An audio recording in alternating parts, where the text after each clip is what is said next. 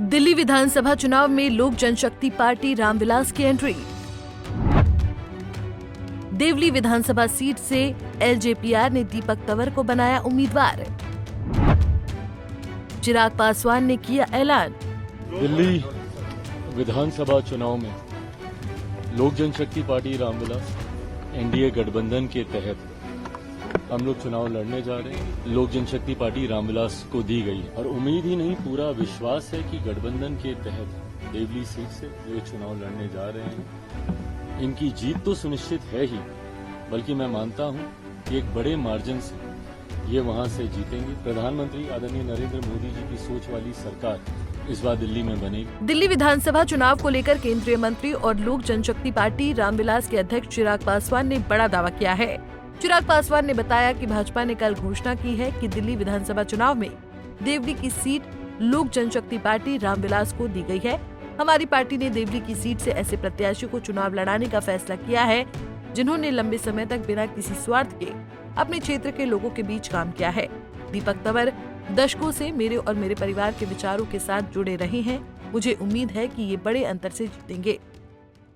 दिल्ली विधानसभा चुनाव में लोक जनशक्ति पार्टी रामविलास एनडीए गठबंधन के तहत हम लोग चुनाव लड़ने जा रहे हैं। कल भारतीय जनता पार्टी की तरफ से औपचारिक ये जानकारी साझा की गई थी कि देवली की सीट लोक जनशक्ति पार्टी रामविलास को दी गई है।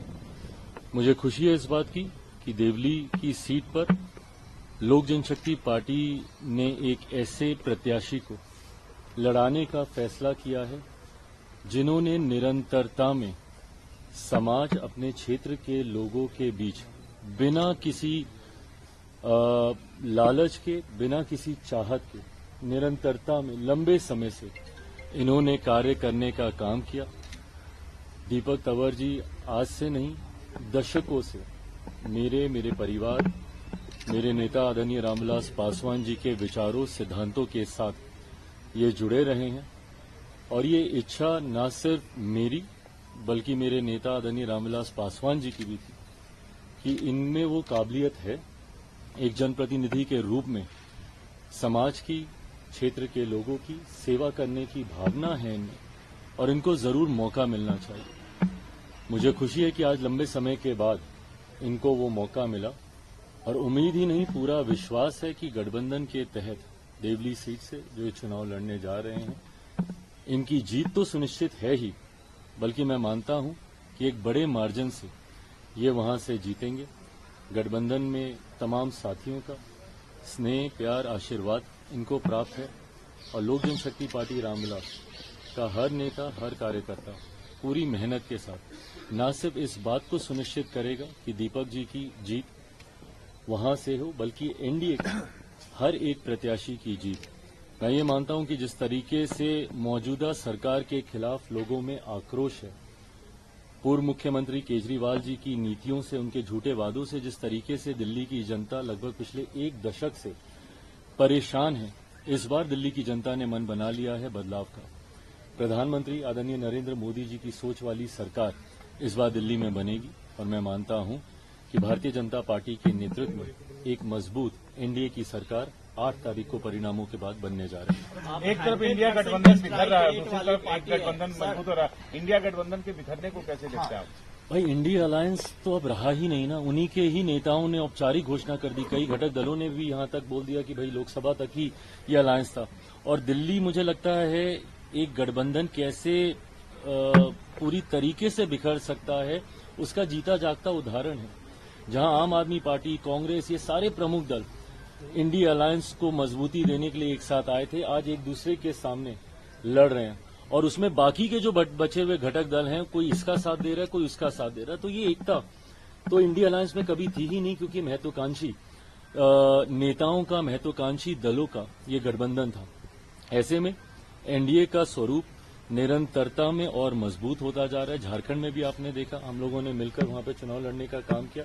दिल्ली में भी जनता दल यूनाइटेड हो, भारतीय जनता पार्टी हो, लोक जनशक्ति पार्टी रामविलास हो, मिलकर हम लोग चुनाव लड़ रहे हैं और मैं मानता हूं कि जिस तरीके से हरियाणा के परिणाम रहे, महाराष्ट्र के परिणाम रहे, उसी तरीके से एक लैंडस्लाइड विक्ट्री की ओर एनडीए और भारतीय जनता पार्टी बढ़ रही है। की जो रिपोर्ट आई जिसके वजह से सेंसेक्स क्रैश हुआ था, अब वो कंपनी ही जो है शट डाउन हो गया। तो फर्म ही शट डाउन हो गया।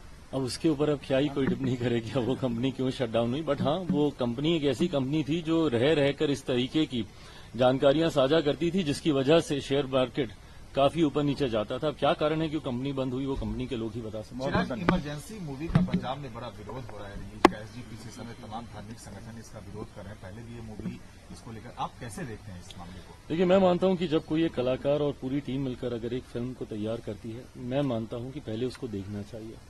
बिना देखे विरोध करना, सिर्फ बातें सुनकर कहीं सुनी बातों के आधार पर फैसला ले लेना, कई जगहों पे फिल्म को बैन करने की खबर आ रही है, कहीं पे आक्रोश इसको लेकर।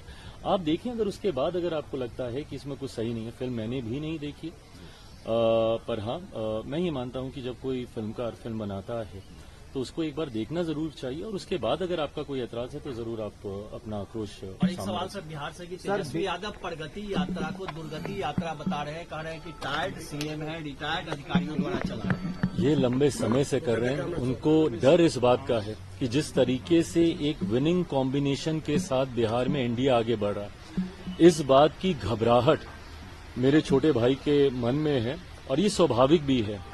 अभी जो 4 सीटों पर उपचुनाव हुए, जिसको सेमीफाइनल कहा जा रहा था बिहार के विधानसभा चुनाव से पहले, उन उपचुनाव में 100% स्ट्राइक रेट रहा है एनडीए अलायंस का। एनडीए अलायंस का हर एक प्रत्याशी ने हर एक सीट को जीतने का काम किया और कुछ तो ऐसी सीटें जो ये लोग अपने पॉकेट की सीट मानते थे, बेलागंज की सीट हो, तरारी की सीट हो, ये वो सीटें थी जो महागठबंधन, इंडिया अलायंस जो भी है, इनके दल सोचते थे कि ये हम लोग कभी हार नहीं सकते। वो सीटें तक हम लोगों ने जीतने का काम किया। तो 5 दलों का ये गठबंधन एक मजबूत गठबंधन है, एक विनिंग अलायंस है ये। और मैं मानता हूं कि इस बार बिहार विधानसभा के चुनाव में अप्रत्याशित जीत हम लोग के गठबंधन की होगी। 225 से ज्यादा सीटें जीतकर बिहार में हम लोग सरकार बनाएंगे। सर, एक सवाल है बीपीएससी को लेकर के। सर बीपीएससी के विरोध में प्रशांत किशोर आमरण अनशन पे बैठे हुए थे। गंगा स्नान करके उन्होंने अनशन को तोड़ा है और नीतीश कुमार के स्वास्थ्य के ऊपर सवाल उठाया कि नीतीश कुमार सेहतमंद नहीं है, बिहार सरकार को इसके ऊपर एडवाइजरी जारी करनी चाहिए।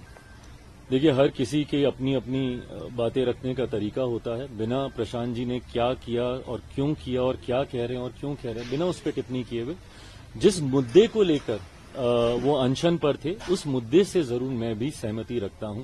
बीपीएससी के छात्रों के साथ कोई अन्याय ना हो, इस बात को सुनिश्चित करने की जिम्मेदारी भी बिहार सरकार की है।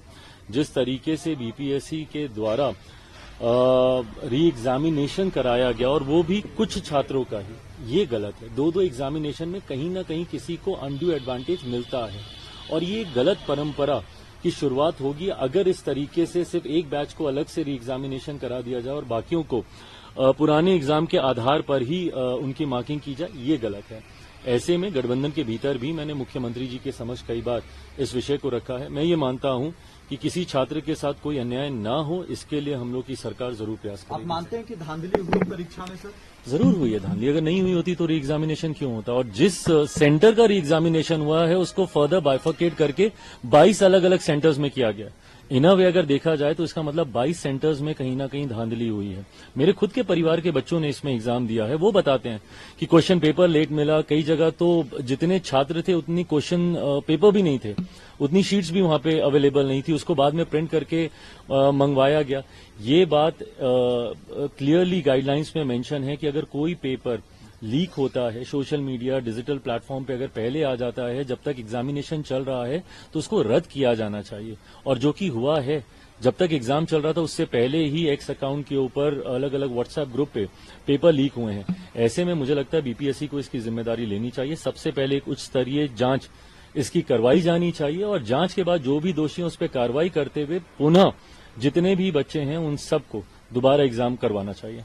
बहरहाल दिल्ली विधानसभा चुनाव को लेकर सियासी सरगर्मी तेज हो गई है।